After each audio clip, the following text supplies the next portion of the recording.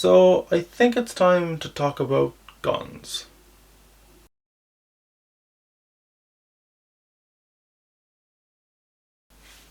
Hey everyone, welcome back to the channel. In this video I'm going to give my thoughts on guns, gun control, the Second Amendment to the US Constitution, gun crime and mass shootings. Now before I get into it, please like and share this video to give it a boost. Now before I start, I do think it's important to put out there that I've never actually interacted with guns. So I actually have no experience with them at all. My opinions on guns are actually based on listening to people on different sides of the argument and looking at the statistics and facts about guns. Now, I do accept that my lack of experience with guns may have influenced my opinions on the subject, and I could very well be wrong. But this is my take on it. So, what do the facts tell us? If you look at the statistics, gun crime has actually been falling in many areas of the US. The reason that gun violence seems to be increasing is the increased media coverage of gun crime when they occur, especially mass shootings.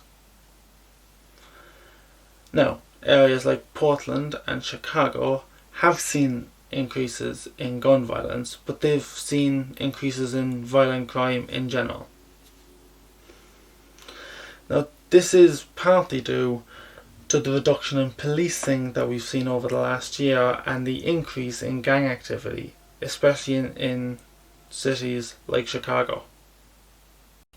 Okay, so let's get the Second Amendment out of the way. The Second Amendment to the United States Constitution reads, "A well-armed militia, necessary to the security of a free state, the right of the people to keep and bear arms shall not be infringed." Now, I think it's the phraseology of the Second Amendment that really confuse a lot of people, and it's understandable, I think. When you put a well-armed militia, that phrase will draw a lot of attention. Although if you actually look at how the Second Amendment is phrased, it's only the right of the people to keep and bear arms that's enforced in the Second Amendment, not the right of militias. Which actually, when the Constitution was written, meant pretty much an adult male specifically.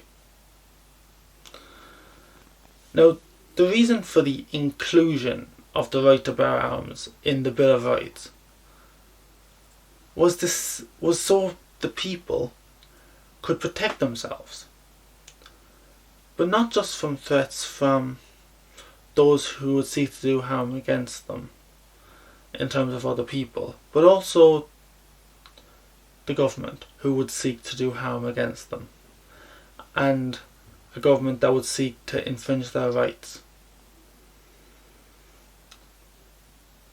It's what a lot of people say is actually true. The Second Amendment protects all the others.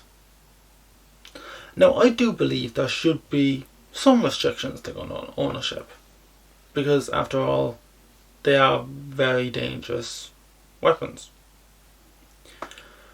Now, I do think there should be a seriously thorough background check to anyone who wishes to buy a firearm, as well as mandatory training of the safe use of that firearm before that person acquires the weapon.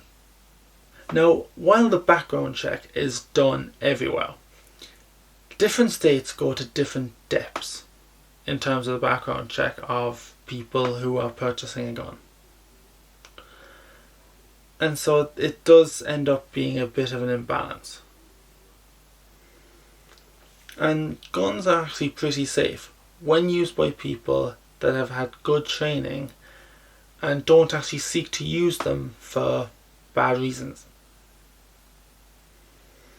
While training is recommended in some states, though, it isn't mandatory. I really do think it should be, because that training is actually, I would say, more important than the background check in a way. Because if someone has a gun but they're not trained in how to use it properly, they're an even bigger danger to both themselves and others. But if they know how to use it, that danger is significantly reduced. Now, I think it's time we talk about the elephant in the room. Mass shootings. Mass shootings are horrific when they happen, and we do need to understand the reasons and motives of the perpetrators who commit these horrific acts. However, the media very rarely focus on the motives of the perpetrators. Instead, they focus on the gun and use it to advocate for stricter gun laws, regardless of how effective they would be. And this is actually really a big problem, because if we are to deal with gun crime, looking at the gun isn't enough. We really need to look at those behind the gun. We need to look at the people who actually pulled that trigger. Because every time that trigger is pulled, there's a reason for it. And we need to understand what that reason is. Whenever gun crime occurs, people ask, how can we stop these people from getting the guns they used? However, I think this is the wrong question to ask.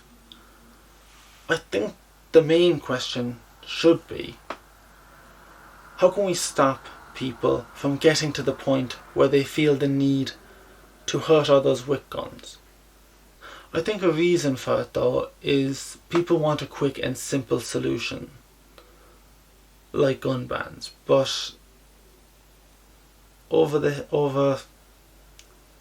last few decades, we've seen that gun bans in and of themselves aren't that effective.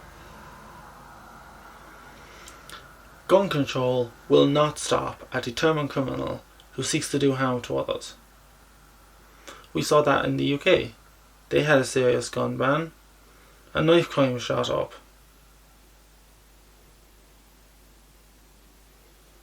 The reason is the same reason the media in the US are falling for. They're focusing on the gun, not the person behind it. So, to conclude, while I do think that some restrictions on guns are reasonable, it is not the sole solution, and we have to stop acting as if it is. The media, the left, the Democrats, treat gun control as the big solution on the issue of gun violence. But it isn't. Only by understanding the motives of the shooters can we prevent more people from becoming shooters and preventing further tragedy. So what do you guys think? Share your thoughts with me in the comment section down below. I'd love to hear them. And if you like this video, hit that thumbs up button, and don't forget to subscribe to keep up with my latest videos. When it comes to guns, the focus needs to be on the person pulling the trigger. And until that happens, tragedies will continue to happen.